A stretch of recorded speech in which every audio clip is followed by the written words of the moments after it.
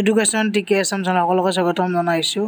ইউডাইচ যিটো আমাৰ ইউডাইচতে আমাৰ গোটেইখিনি কাম হয় আৰু শিক্ষামন্ত্ৰী এটা বহুত ইম্পৰ্টেণ্ট কথা কৈছে আজি যে আমাৰ ইউডাইচৰ যোগেদি যিহেতু আমাৰ টিচাৰ প্ৰফাইল এণ্ড ফেচিলিটিছ লগতে টিচাৰ মডেল ষ্টুডেণ্ট মডেল গোটেইবিলাক যিহেতু আমি ইউডাইচৰ যোগেদি কামবিলাক কৰোঁ, গতিকে ইউডাইচত এখন স্কুল প্ৰাইভেট স্কুলত এডমিশ্যন লোৱা যায় এজন ছাত্ৰই, তেওঁৰ যদি সেই স্কুলখন যদি ইউডাইচত নাথাকে, ইউডাইচৰ ৰেজিষ্ট্ৰেশ্যন নাথাকে, তেনেহ'লে তেওঁ বিভিন্ন বিপদত পৰিব পাৰে ইন ফিউচাৰ।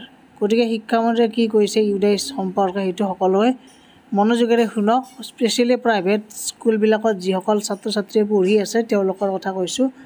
আজিকালি যিহেতু 500 মিটাৰ 200 মিটাৰৰ মূৰেই মানে প্ৰাইভেট স্কুলবিলাক গঢ় লৈ উঠিছে, গতিকে যোনে যেনেকৈ পাই প্ৰাইভেট স্কুল দিছে, কিছুমানৰ ইউডাইচত নাম নাই। গতিকে এইটো মনোযোগেৰে শুনক, ইউডাইচটো কি বস্তু আপোনালোকে।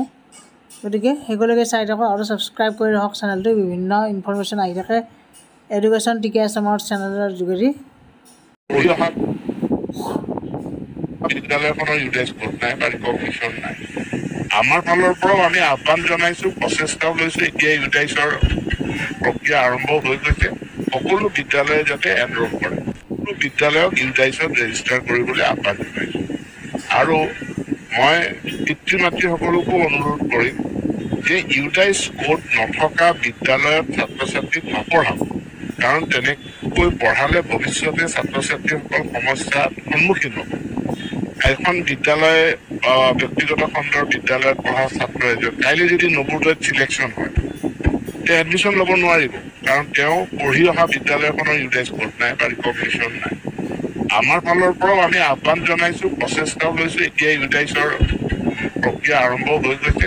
সকলো বিদ্যালয়ে যাতে এনৰোল কৰে, সকলো বিদ্যালয়ক ইউডাইচত ৰেজিষ্টাৰ কৰিবলৈ আহ্বান জনাইছোঁ। আৰু মই পিতৃ মাতৃসকলকো অনুৰোধ